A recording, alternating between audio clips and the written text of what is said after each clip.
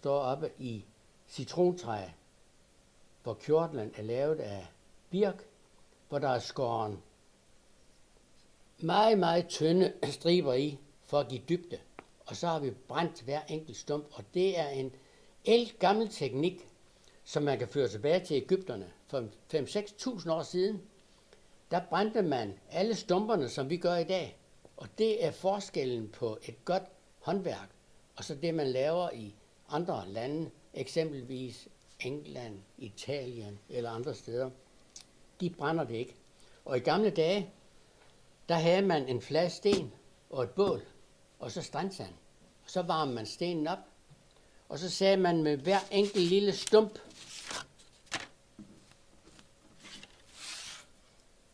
og brændte den ned i sandet. Alt afhængig af, hvordan brændingen skulle være.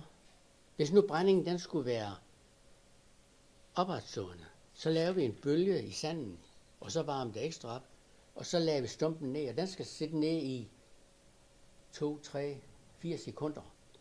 Så satte vi sådan 3-4 stykker hen af volden, og så tog vi nummer 4 i, nummer 1 op, og nummer 5 i, nummer 2 op, nummer 6, nummer 3, og sådan fortsatte vi hele tiden. Og på et tidspunkt, der havde vi 63.000 stumper, at der skulle brændes. Der går nogle dage med det. Til bare den opgave? Ikke til den der. Den her, den var der ikke mere end 200-300, at vi brændte. Så det var faktisk meget kort. Men det har noget at gøre med, hvor skal det brændes, hvor vil vi have skygger. Og når vi vil have skygger, så skal vi se, hvor kommer solen fra. Den kommer derfra. Det vil sige, at skyggerne de er på den modsatte side af solen. Når du går der, så har du skygge på den her side. Jeg har skygge heromme. Jeg har ikke skygge her. Og det skal vi hele tiden se, når alle stumperne ligger, de her 711 i midterbilledet, så skal vi hele tiden se, hvad er det for nogle stumper, hvor kommer solen fra, hvad side skal de brændes. Det er utrolig væsentligt med den brænding. Det er det, der giver dybde, og det er det, der holdes som håndværk.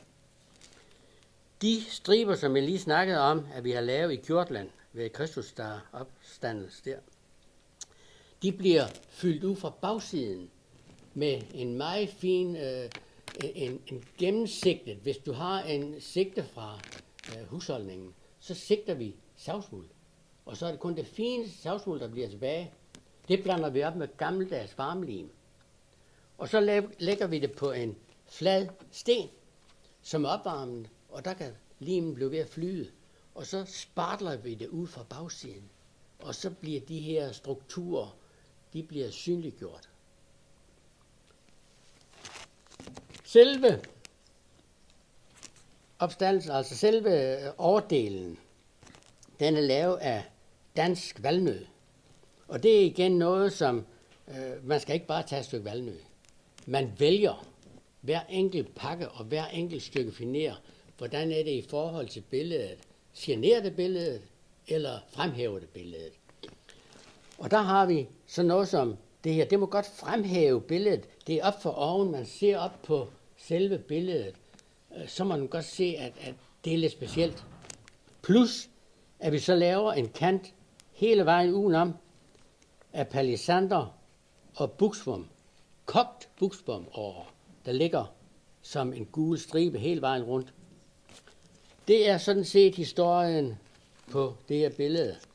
Og det har jeg så, det laver vi i fritiden, så der var ikke meget aften og weekend fri der i de der halve år eller 3/4 år. Nej, ikke med så mange timers forbrug da.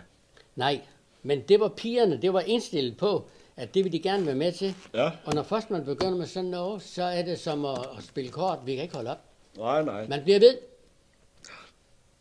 Det er historien på den her. Nå.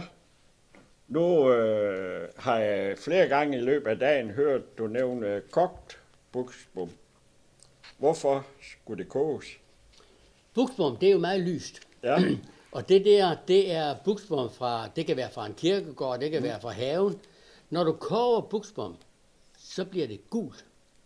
Aha. Og man kan koge det næsten helt af, så bliver det lyst igen. Aha. Ja. Det så fik vi også det afklaret. En af de andre, jeg vil gerne sådan set fortsætte lidt i de der opgaver. Ikke?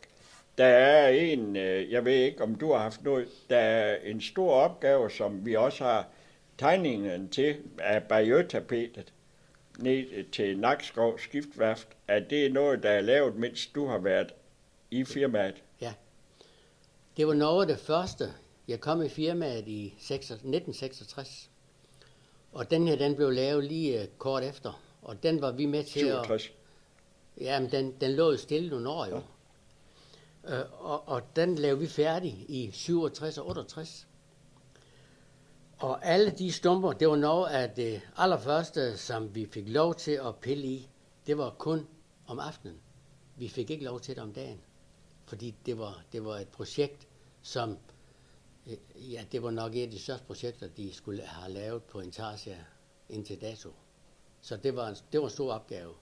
Det blev så sat op i sektioner nede på Nakskov Skibsværft, nede i kantinen. Men efterfølgende var vi en sommerferie, der var vi dernede, og der var det væk. Og der er ingen, der aner, hvor det er henne. Så det var et stort projekt, der forsvandt. Ja, det var nemlig, fordi tegningerne ligger her og var iblandt det, vi hentede ned ved dig. Og det var 1 meter høj og 8,5 meter lang. Ja. Ja. Og alle tegningerne står her på museet, ikke også? Og jeg havde kontakt til Byhistorisk Arkiv i Nakskov, og hun blev glædestrålende, fordi hun troede, vi havde det.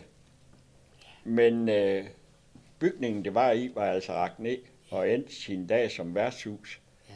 Og så kunne jeg kun fortælle, at vi havde tegningerne, hvis hun havde 10 lyst og lejlighed. Det, der imponerede mig meget ved, det var produktionstiden. Fordi som jeg husker, så var det jo fra oktober 67 og afleveret i februar 68. Der må der have været forholdsvis mange aktiveret med den opgave. Nej, det var der ikke. Der var ikke mange, der var aktiveret. Men det stod stille i en periode. Man kunne ikke rigtig blive enige om, hvor langt skulle det Bayeux-tapet være. Skulle det være 7, skulle det være 8, skulle det være 9 eller 10 meter langt. Og så der stod det stille, og så blev man enige om, at det skulle være lidt længere. Og så skulle man begynde forfra med tegningerne. Fordi man kunne ikke tage nogle af de gamle tegninger og så lægge videre i den samme Bayeux. Der skulle noget nytænkning til. Så det er derfor, at det har taget så mange år. Nej, men altså, det er taget fra oktober til februar. Ja. Ifølge det, der står i tegningen, ikke også? Der stod uden på tegningen, da vi gik dem igennem. Ja. Og det er jo ikke mange måneder. Men det er så ikke helt rigtigt. Det har ligget stille i en periode, indtil man blev enige om længden på det. Nå, ja, så har det været påbegyndt inden. Ja. Ja, fordi nu når du nævner timeantallet på den her opgave, og så jeg tænker på den anden, så må der jo altså også være mange timeforbrug i Bayeux-tapetet.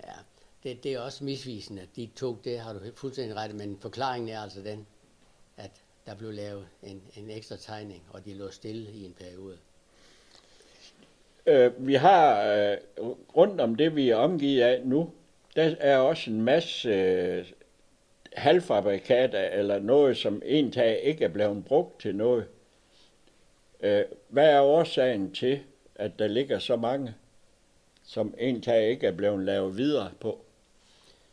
En af årsagerne, det er jo, at når vi laver en produktion, så snakker vi med kunden, hvor mange enheder regner du med at skal have.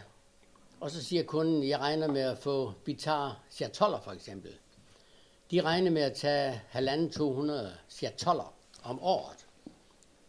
Så går vi selvfølgelig i gang med at lave, efter det kunden har sagt, cirka 200. Vi laver ikke 2 igangsætninger. Vi laver 1 igangsætning af alle siderne, alle benene, alle bagstykkerne, alle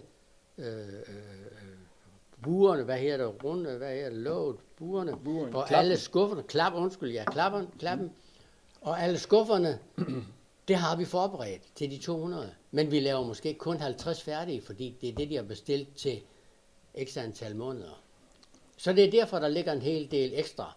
Og så kan de sige, nej, men vi vil ikke have mere end 150, så lægger vi inde med fabrikata til 50. 50. Men det kan godt betale sig, fordi fineren, det er ikke det, der koster. Det er timetungt. Timeløn. Forbruget. Ja. Ja, der Det er koster på det. det, ikke også? Det er det. Ja. Fordi når I skal, hvis nu I skulle kun lave for eksempel 2 emner, bliver det også skåret ud på dekupørsaven, eller bliver det skåret ud med kniv? Næsten alt bliver skåret ud på dekupørsaven. Ja. Det er kun store emner. Borer. Vi har lavet nogle store kæmpe borer til en rigmand, og han var ikke ret glad ved at fortælle så meget om det. Men han ville have et bord, der var botanisk, det var dansk, og det var kongeligt. Ja. Og så havde han sådan et lille visitkort, ligesom et visitkort, med nogle figurer på. Og så sagde han, nu er det op til dig, hvis du vil have opgaven. Vil du lave noget, der er botanisk? Vil du lave noget, der er dansk? Vil du lave noget, der er kongeligt? Det skulle være 4 meter i diameter, emnet. Og så spekulerer jeg over, hvad er det egentlig, vi gør? En nat, så vågner jeg. Det skal være en margarite. Den er dansk, den er botanisk, og den er kongelig. Så jeg tegnede en tegning, 4 meter i diameter, som margariteblomsten med centret på, og vinger og alt, og kanter det hele, og skulle have det godkendt.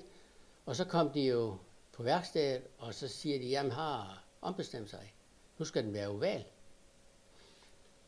Nu skulle den være 6 meter lang, og 4 meter 20 bred. Forfra igen, så laver vi en ny tegning. Laver den oval, og det var til et kontor, som den her mand, han skulle have kørende kontor. Det var 2 Mercedes-trailere, der blev svejset sammen med påsatte sider, sådan den var 8 meter bred, og så var den 14 meter lang. Og det var så hans kontor, som han kunne transportere og have med altid. Og det var så det, der blev lavet som et bord. I forbindelse med, nu kan jeg jo også se ud fra alt det materiale, vi har fundet, at der er masser af tegninger, og I må have været utrolig dygtige til at tegne. Jeg sidder og kigger hen på væggen derhen, der hænger forskellige redskaber, som, hvad brugte de af hjælpemidler? Jeg tænker på kun kløf 5, også til alle de store buer og... Nej, buer, der laver jeg som regel nogle skabeloner eller et hjælpemiddel. Du kan tage en pind, hvis det er en radius. Så har man en pind, slår skru igennem, burer det ned i bordet, sætter et søm i, og så kan du køre buen hele vejen rundt. Det er et hjælpemiddel, men alt bliver lavet i hånden. Altså hjælpemidler eller andre ting, det bliver lavet manuelt. Fordi der hænger blandt andet det der kors, der hænger hen på væggen bagved dig, hvis du lige vil dig, med nogle spor i. Der tror du har fortalt mig en gang, hvad den var brugt til. Det er for eksempel, hvis vi laver ovaler. Ja, Så sætter vi en snor i, og så ned i det kors, der kører der nogle pinde, eller nogle, sådan nogle små kort pinde, hvor vi binder en snor på, slår et søm i, binder en snor på, og så kan vi trække den rundt. Så kan vi bestemme, hvad oval vil vi have. En lille oval, lange snor, en større oval, lange snor. Sådan kan vi jo ændre, og det kan vi jo gøre næsten med alt. Enten du vil have en oval, eller du vil have en ellipseformet. Ja. så. Så Men det er det er et hjælpemiddel. hjælpemiddel til at fremstille de ting, som ikke er rent konstruktionsmæssigt er lavet, ligesom man ville gøre rent, hvis man skulle lave den geometrisk. Korrekt. Ja. Men Nemmere måde, en håndværksmæssig måde at fremstille tingene på. ja, det var altid noget, vi lavede selv. I dag, der har vi jo noget lignende det der, Ja, men bare lavet maskinelt.